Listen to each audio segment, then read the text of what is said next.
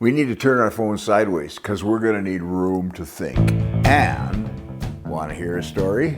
Want to hear a story?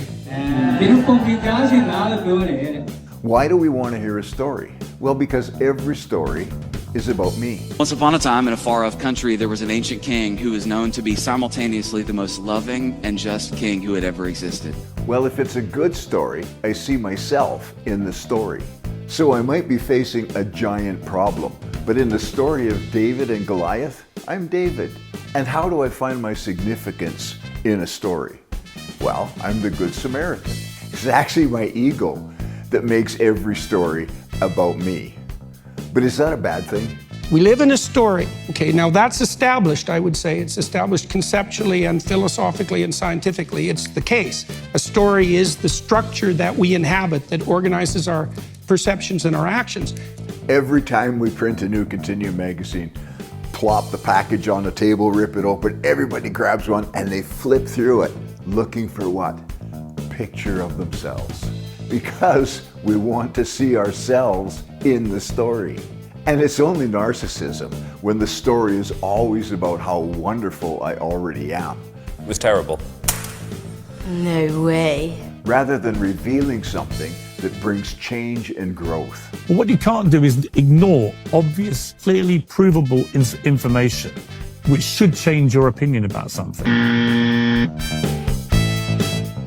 And underneath it all, stories connect our ego to his ego. Now let me give you the Google definition of ego. The ego is the conscious mind's perception of self, acting as a mediator between basic impulses and moral standards. Paul said it this way to the Galatians. He says that the flesh lusts against the spirit and the spirit lusts against the flesh. So the ego, which is self, is the go-between that makes the choices. Am I going to follow the flesh? Am I going to follow the spirit? Google's got it right so far. Our ego defines our identity, managing thoughts, memories, and judgments to navigate social situations safely.